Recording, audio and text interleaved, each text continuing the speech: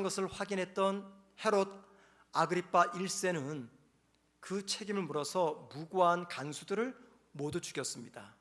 자, 그리고 나서 자신의 왕궁에 있는 가이사라로 돌아갔습니다. 헤롯이 머물렀던 왕궁은요, 이 가이사라라는 지역에 있었어요. 이 가이사라는 어디냐면은 성지 순례를 가보신 분은 알겠지만 지중해 해안가 근처에 있습니다. 예루살렘 도시에서 북서쪽으로 한 100km 위에 위치해 있습니다.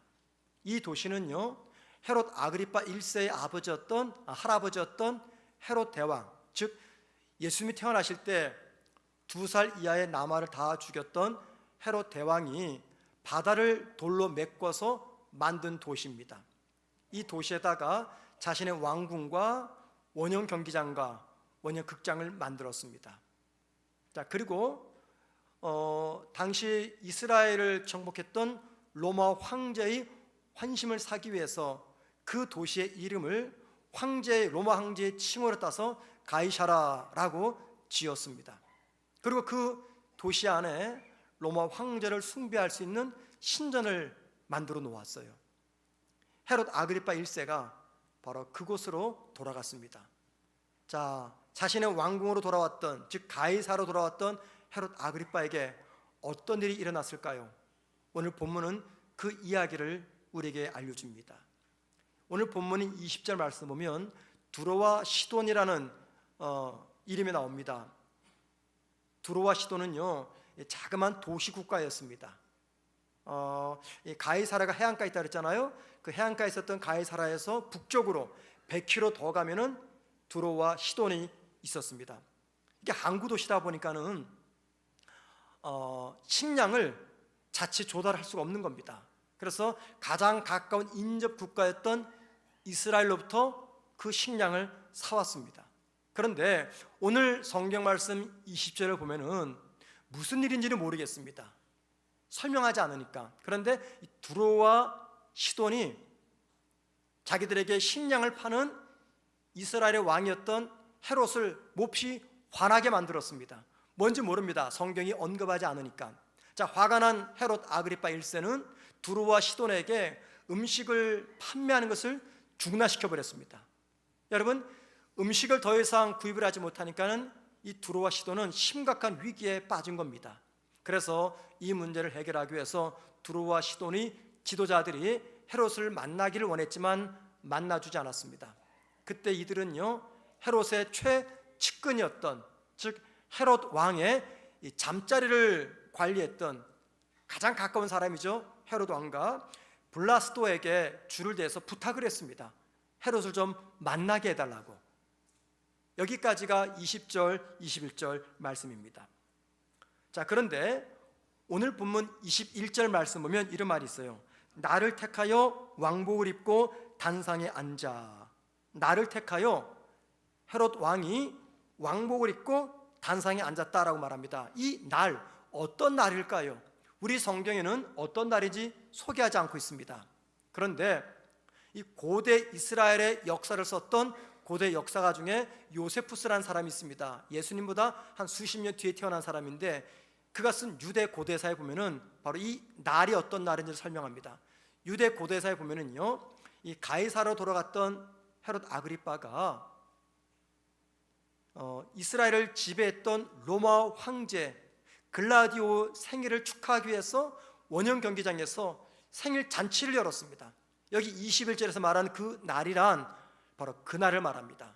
로마 황제의 생일을 축하하기 위해서 헤롯 아그리파가 원형 경기장에서 생일 잔치를 벌인 날, 그 날을 이야기합니다.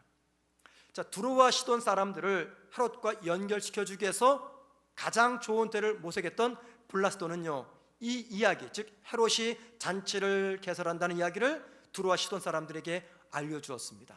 그래서 두로와 시돈 사람들은 헤롯을 만나기 위해서 이제 그 잔치에 참석을 했습니다.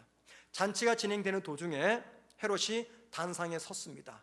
그리고는 많은 사람들에게 연설을 하기 시작했어요.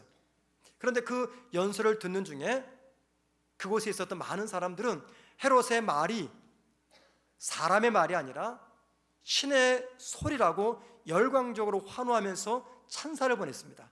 물론 헤롯의 환심을 사기 위해서 참석했던 두로와 시돈 사람들이 그 누구보다도 더 적극적으로 열렬히 환호하며 찬사를 보냈습니다. 저 소리는 인간의 소리가 아니라 신의 소리다라고 말이죠. 오늘 21절 말씀 보면은요, 헤롯이 그날 왕복을 입고 있었다라고 말합니다. 그런데 조금 전에 말씀드렸던 요세푸스가 썼던 유대 고대사에 보면은요, 이날 헤롯이 입은 왕복은요, 은으로 만든 왕복이었습니다. 뭐 전체로 은을 갖다 붙인 게 아니라 아마도 은실로 만든 왕복이었겠죠. 단상에 씁니다. 쓰면은요, 저 지중해 바다가 보이고 태양이 직접 쬐게 됩니다.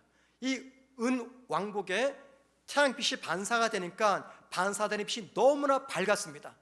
그래서 사람들이 그 빛을 보고 큰 두려움에 사로잡히게 된 거죠. 그래서 요세푸스는 말하기를 바로 그 반사된 빛 때문에 사람들이 환호를 그 헤롯을 더 환호하면서 신으로 떠받들었다라고 말합니다.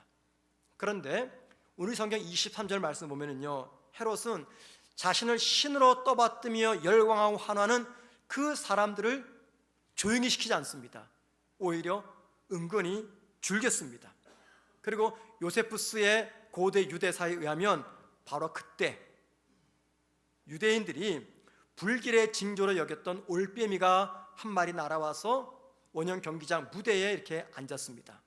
그리고 헤롯이 그 올빼미를 바라보는 순간 갑자기 복통을 일으키면서 그 자리에서 쓰러졌고 사경을 헤매다가 5일 뒤에 죽었다고 합니다.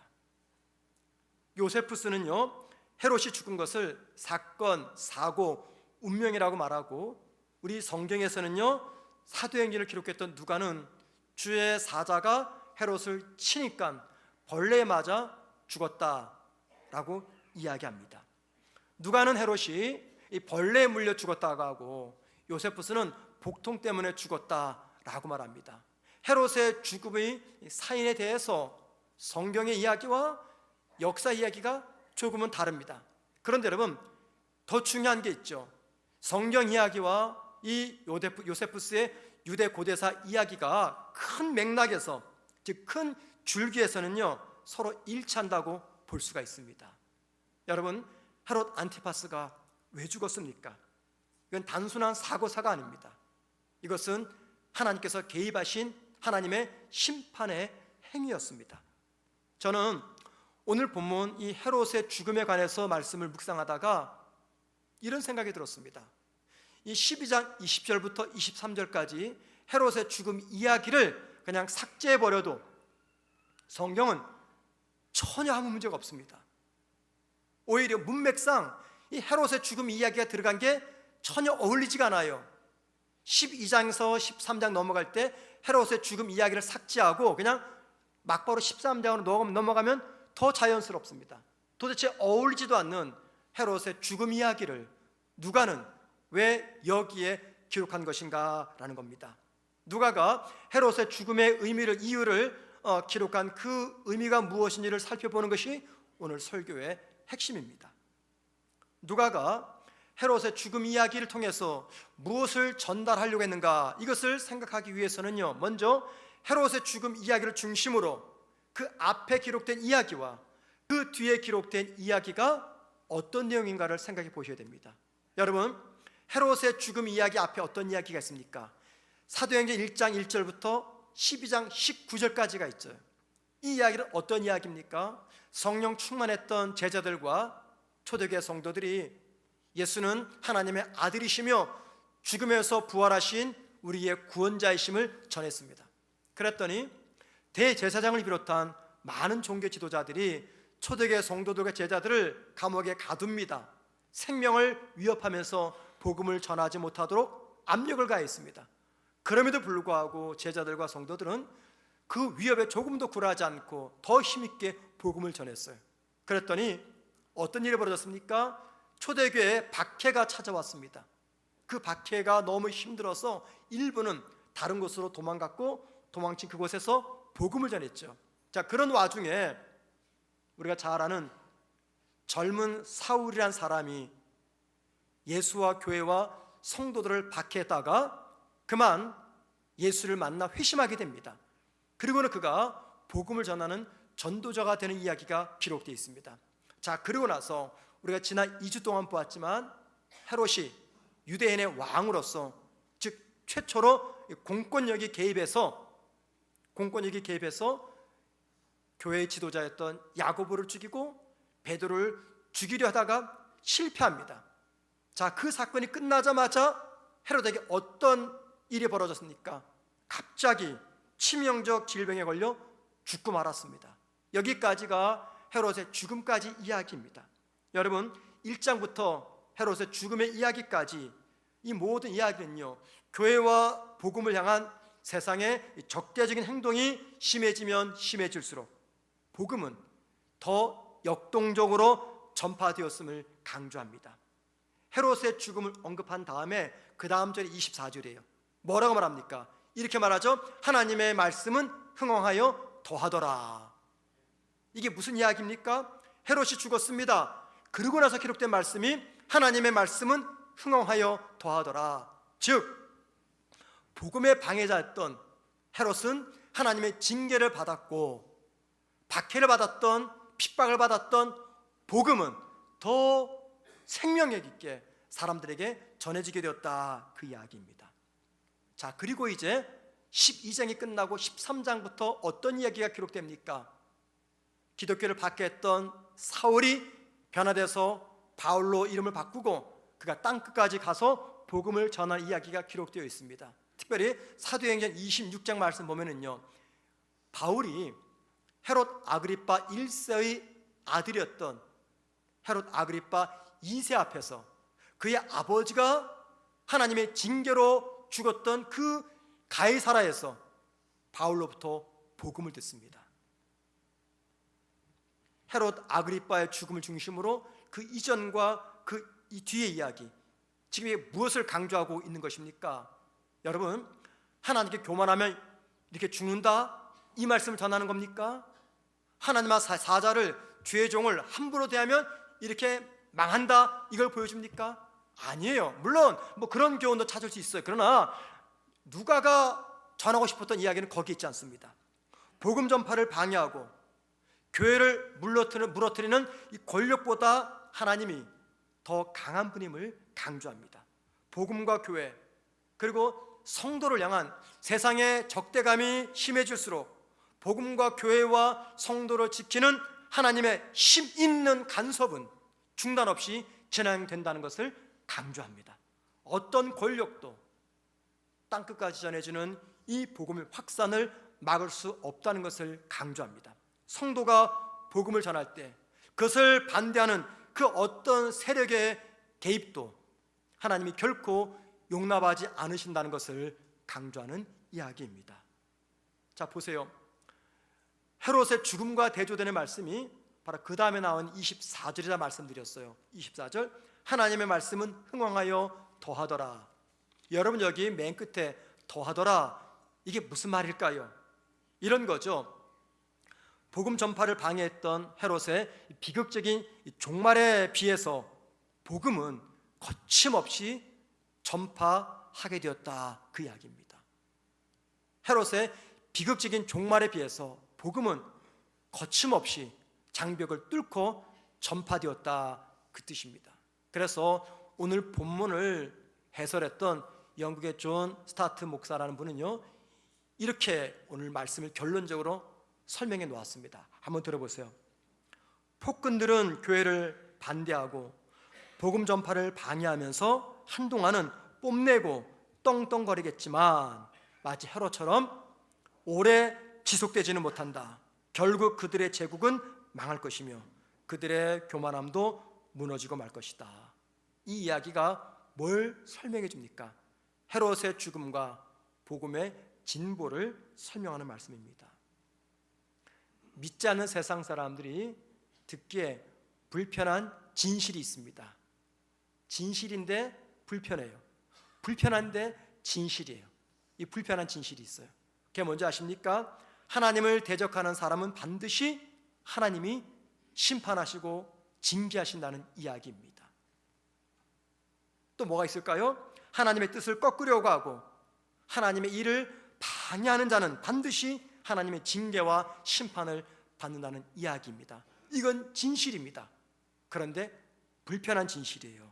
그런데 여러분, 이 불편한 진실을 거꾸로 이야기하면 이런 말이 됩니다. 하나님의 일을 위해서 복음을 전하는 사람은 반드시 하나님이 축복하신다. 하나님의 뜻을 위해서 교회를 지키며 헌신하는 사람은 반드시 하나님의 복을 받는다, 이 이야기입니다. 복음 전파를 방해하고 교회와 성도를 흔드는 사람은 징계를 받지만, 반대로 복음 전파를 위해서 자신을 헌신하고 교회와 성도를 위해서 자신을 희생하는 분은 반드시 복을 받습니다. 여러분, 이런 이야기가 무엇을 강조할까요? 어떤 세력이라도, 그 어떤 세력이라도 하나님의 뜻이 이 땅에서 이루어지는 것을 방해한다면 하나님 반드시 그 책임을 물을 것이며, 동시에 하나님의 뜻은 그 방해에도 불구하고 중단되지 않고 이 땅에서 성취가 된다는 이야기입니다. 하나님이 인간을 창조하실 때부터 지금까지 이 땅에서 이루어지기를 원했던 하나님의 뜻이 있습니다. 그 뜻을 이루기 위해서 시대마다 사람들을 불러서 사명을 맡겼어요. 여러분, 그 뜻이 무엇일까요? 십자가에서 죽고 3일 만에 부활하신 예수님은 하나님의 아들이며 인류의 구주가 되신다는 것을 선포하는 일입니다. 그리고 그 예수를 선포함으로 이 땅에 하나님의 주권과 통치와 다스림이 임하는 하나님의 나라가 세워지는 것, 이게 하나님의 뜻입니다. 하나님은 이 뜻을 이루기 위해서 이 땅에 교회를 세웠습니다. 이 뜻을 이루기 위해서 시대마다 사명자를 불렀습니다. 그리고 세상 속에서 하나님을 보여주는 이 선교적 삶을 살아내라는 사명도 맡겼습니다. 그리고 누구든지 이 일을 방해하면 하나님은 방관하지 않고 반드시 징계를 내립니다. 그리고 방해와 탄압에도 불구하고 계속해서 복음은 전파되게 하십니다. 어떻게 하냐고요? 오늘 본문이 그 증거입니다. 헤롯의 죽음과 24절의 말씀, 하나님의 말씀은 흥왕하여 더하더라. 여러분, 여기 사도행전 12장 24절 말씀, 이 말씀을 계속 묵상하다가 제가 이렇게 오버랩되는 말씀이 있었어요. 떠오르면서. 그게 바로 이사야서 40장 7절 8절의 말씀이었습니다. 한번 볼까요? 푸른 마르고 꽃이 시듬은 여호와의 기운이 그 위에 불미라. 이 백성은 실로 풀이로다. 푸른 마르고 꽃은 시드나 우리 하나님의 말씀은 영원히 서리라 하라. 여러분, 분명하지 않습니까? 풀처럼 꽃처럼 시드는 인생이 어떻게 살아계신 하나님 말씀을 막을 수가 있겠습니까? 그래서 이 이사야서 40장 7절 말씀은요, 사람이 자신의 생명과 권력과 힘으로 하나님 말씀과 하나님의 뜻을 대적할지라도 그들의 생명과 그들의 권력은 마치 풀 같고 마치 꽃 같아서 곧 시들어 버리지만 하나님의 말씀과 하나님의 뜻은 생명력을 가지고 있기 때문에 영원하다는 그 말씀입니다. 이 말씀들, 사도행전 12장 24절과 이사야서 40장 7절과 8절 말씀은요, 복음을 박해했던 헤롯의 운명과 박해를 받았던 복음의 능력을 가장 탁월하게 설명해 주는 말씀이라고 생각을 합니다. 미국 노스캐롤라이나 대학에서 이 종교학을 가르치는 교수 중에 바트 어만이라는 사람이 있습니다. 이 사람은 스스로가 무신론자 혹은 불가지론자라고 말합니다. 그러니까는 나는 그 어떤 신도 믿지 않습니다, 그 뜻이에요. 하나님도 안 믿습니다. 이 성경도 하나님 말씀으로 믿지 않습니다. 그런데 성경을 연구하는 종교학자예요. 그가 쓴 책 중에 기독교는 어떻게 역사의 승자가 되었나라는 제목의 책이 있습니다. 이 책에서 바트 어만은 이런 얘기를 해요. 기독교는 서구 세계 전체를 장악한 종교가 되었다. 자, 그러면서 말하기를 이런 이야기합니다. 처음 기독교가 20명으로 시작되었는데 300년이 지나면서 기독교 인구가 3천만 명이 되었다라고 이야기합니다. 이 책에서. 기독교는 어떻게 역사의 승자가 되었나. 여러분, 그 당시 로마가 많은 나라를 이렇게 정복했잖아요. 이걸 로마 제국이라고 말합니다. 그 로마 제국 안에는 뭐 이스라엘도 이집트, 터키, 그리스, 아프리카, 독일, 유럽, 영국 다 포함됩니다. 그때 인구가 로마 제국의 인구가 한 6천만 명 정도 되었다고 그래요. 그러니까 그 절반이 기독교인이 된 거예요. 20명으로 출발된 작은 소수의 무리가 300년이 지나면서 로마 제국 인구 절반인 3천만 명이 된 거예요. 이게 어마어마한 숫자죠. 이 바터만이 그냥 자기 마음대로 이야기한 게 아닙니다. 나름 통계자를 근거로 이야기를 한 거예요. 예를 들면 사회학자였던 로드니 스타크라는 사람이 있습니다. 그 사람이 쓴 책 중에 기독교의 발흥이라는 제목의 책이 있어요. 그 책과 로마 제국의 인구를 조사했던 통계학자들의 자료를 근거로 해서 이 바터만은 이 결론을 내렸어요. 여러분 대단하지 않습니까?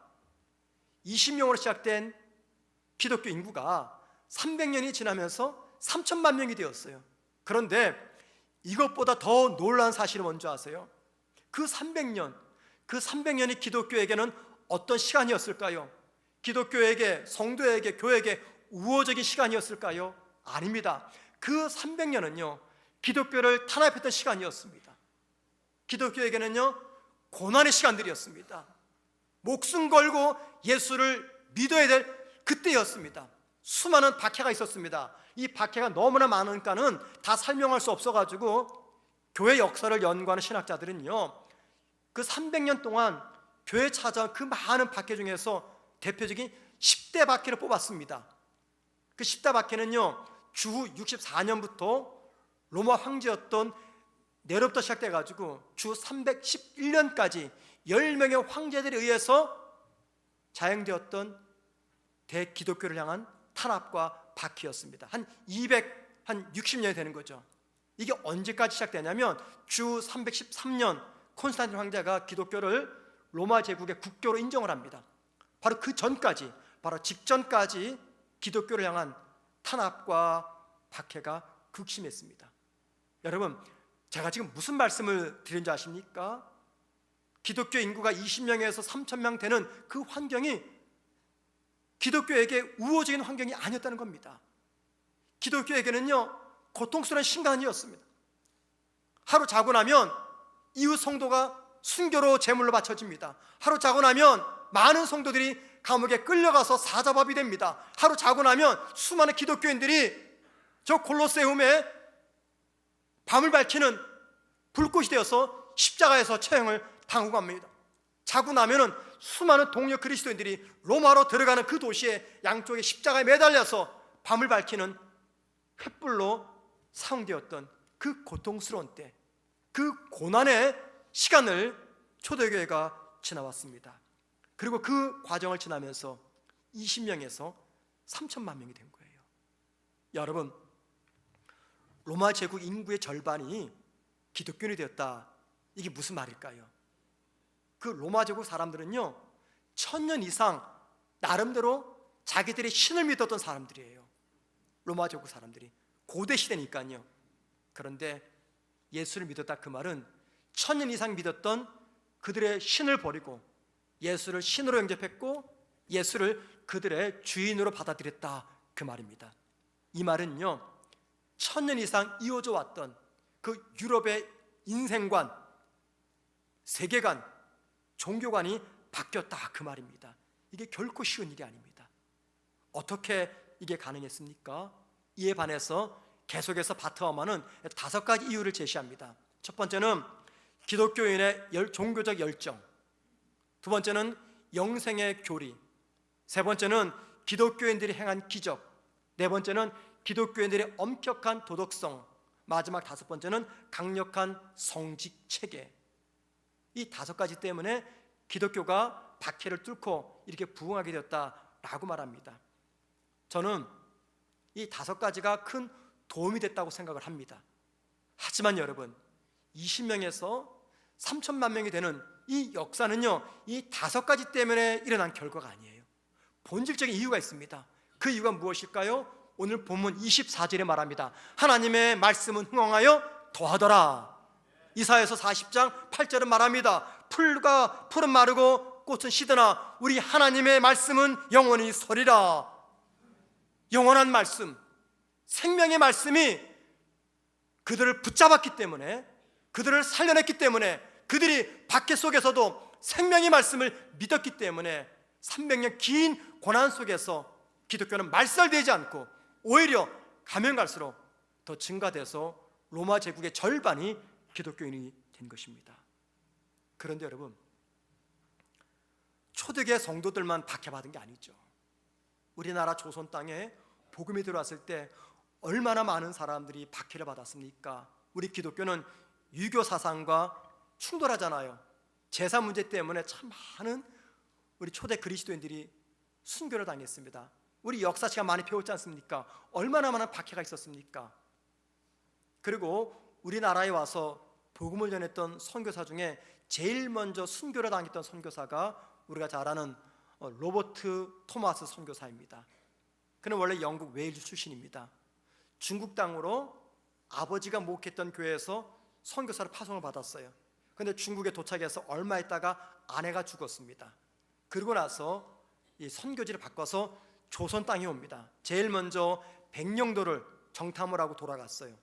1866년 미국의 상선이었던 제너럴 셔먼호가 이 조선 땅에 들어오기 위해서 길잡이가 필요했습니다.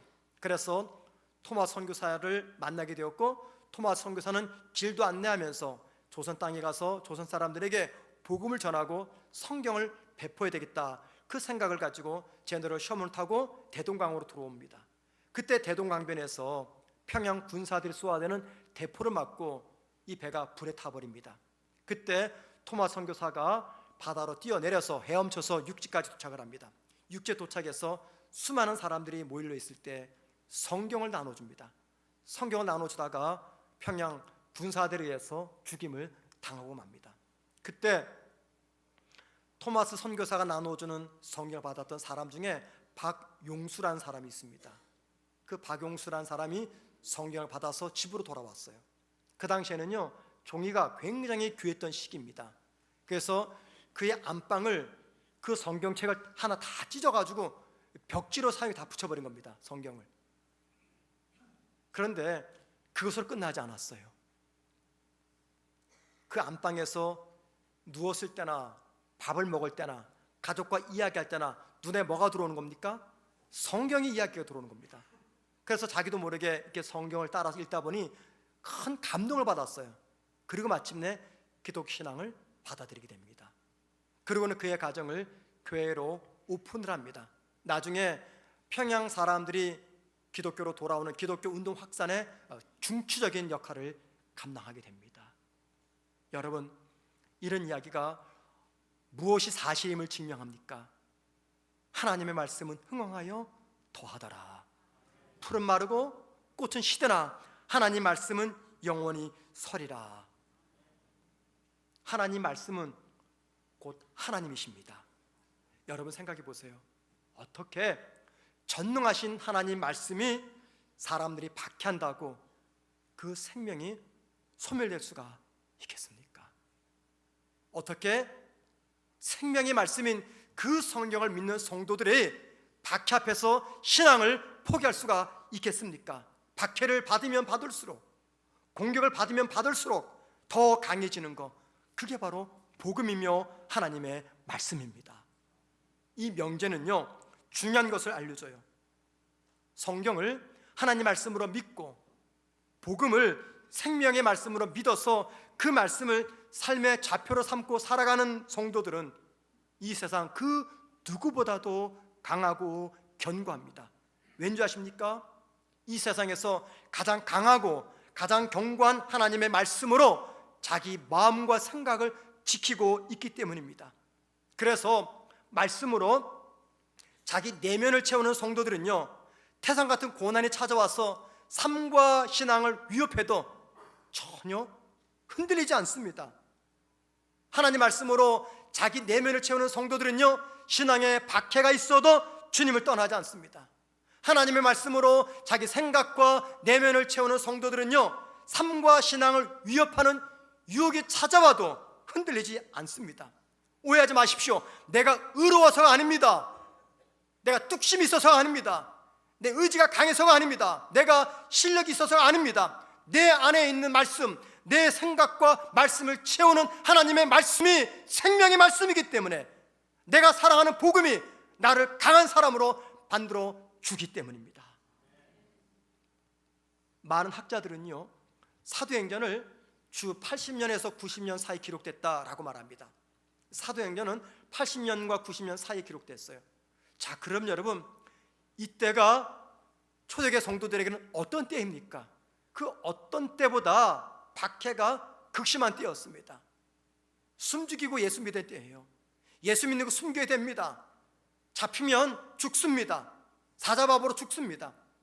그 고통 속에서 초대교회 성도들이 뭘 읽었습니까? 오늘 본문을 읽었어요. 어떤 내용입니까? 베드로와 야고보와 기독교를 탄압했던 헤롯이 주의 사자로 말미암아 징계를 받았다는 이 이야기를 읽었습니다. 또 뭐 읽었습니까? 그 박해와 징계도 불구하고 하나님의 말씀 흥하더라, 더하더라, 이 말씀을 읽었습니다. 이 말씀을 읽을 때 그들에게 얼마나 큰 감동과 위로와 격려와 용기와 신앙의 자신감을 주었겠습니까? 틀림없을 겁니다. 그러면 여러분, 그러면 그때 그들은 그랬는데 지금 우리는 어떻습니까? 저와 여러분 어떻습니까? 이 말씀이 우리에게도 위로가 되고 용기가 되고 격려가 되고 신앙의 자신감을 불어넣어 줍니까? 지금 내 삶은 무너지기 일보 직전입니다 라고 생각하는 분이 계십니까? 그 어떤 희망도 생각할 수 없는 최악의 상황 속에 내가 직면했습니다 라고 말하는 분이 계십니까? 가정에서, 일터에서 내가 예수를 믿기 때문에 무시를 당하고 손해를 본다고 생각을 하십니까? 그런 분들에게, 우리 모두에게 제가 묻고 싶은 것이 있어요. 과연 이 시대에도 하나님의 말씀은 효과가 있습니까? 과연 그런 삶을 살아가는 여러분에게도 하나님의 말씀은 효과가 있습니까? 여러분에게 하나님의 말씀은 효과적입니까? 내가 어떤 상황에 놓였든지 내 삶에서 하나님의 말씀은 여전히 나에게 위로가 되고 용기가 되고 능력이 되고 있습니까? 고난이 마치 복음의 대적자처럼 헤롯처럼 내 삶을 가로막고 있을 때 내가 들은 복음은, 내가 사랑하는 말씀은 나한테 어떤 영향을 주고 있으십니까? 만약에 내가 사랑하는 성경이, 하나님 말씀이 분명하고 내가 읽고 내가 듣는 이 말씀이, 하나님 말씀이 분명하다면요, 그 말씀은 2000년 전뿐만이 아니라 지금도 여전히 하나님 말씀으로서 내 삶에서 효과가 있어야 됩니다. 영국의 뛰어난 설교자 중에 스펄전 목사님이 계십니다. 그분이 성경에 대해서 종종 이렇게 이야기를 했습니다. 성경의 권위는 변호의 대상이기보다도 주장의 대상이다. 성경의 권위는 변호의 대상이 아니라 주장의 대상이다. 이게 무슨 말입니까? 이 말은요, 성경은 그 자체로 하나님 말씀이기 때문에 성경이 하나님 말씀임을 변론하기 위해서 변증하거나 변론할 필요가 없다는 겁니다. 그냥 선포하면 된다는 거예요. 그리고 성경이 하나님 말씀이기 때문에 성경을 선포하면 그 누구의 변호가 필요 없이도 사람들의 영혼을 변화시킨다는 것입니다. 자, 그러면서 스펄전은 이렇게 말합니다. 성경을 사자로 비유합니다. 자, 들어보세요. 사자가 공격받고 있을 때, 이 말은 성경이 공격받고 있을 때 그 말이죠. 어떤 공격입니까? 이게 진짜 하나님 말씀이냐 아니냐, 이 공격이죠. 계속 말합니다. 우리는 사자에 대해서 변화할 필요가 없다. 즉 성경이 공격받고 있을 때 성경을 변화할 필요가 없다, 그 말입니다. 계속 말합니다. 우리가 해야 할 일은 문을 열어 사자가 나가게 하면 된다. 이게 무슨 말입니까? 우리가 성경을 누군가에게 전하려고 할 때 사람들이 따져 묻습니다. 이게 진짜 하나님 말씀이냐?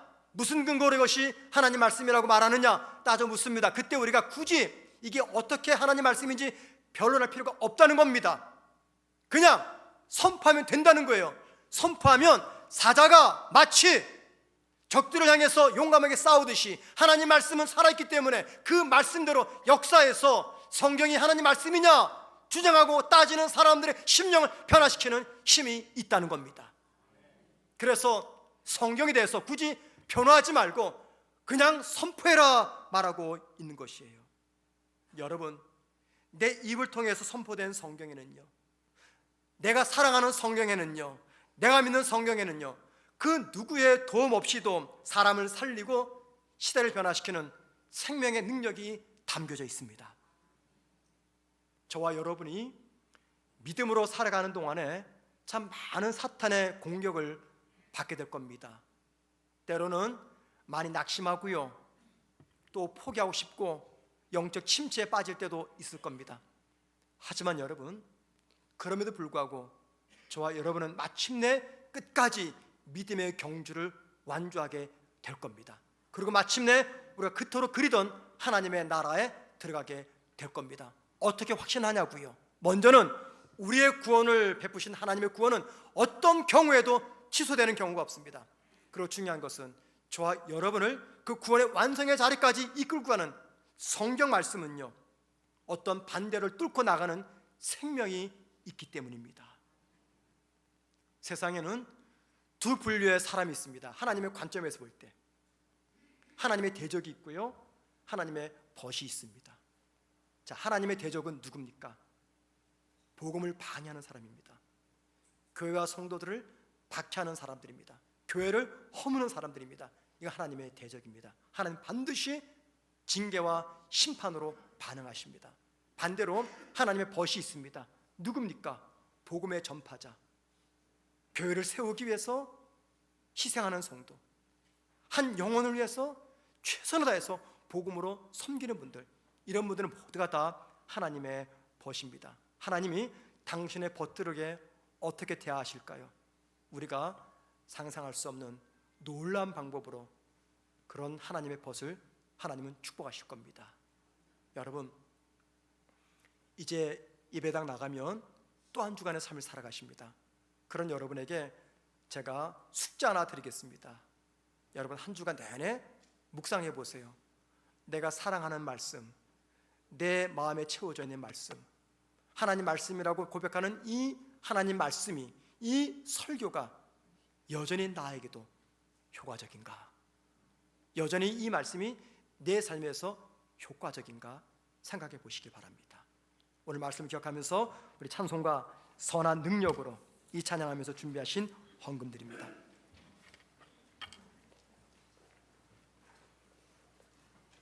여러분, 하나님의 선한 능력이 어떻게 나타납니까? 천사, 자연적 기적으로 나타납니까? 아니에요. 복음의 능력으로 나타납니다. 복음의 능력으로 하나님의 선한 능력이 저와 여러분의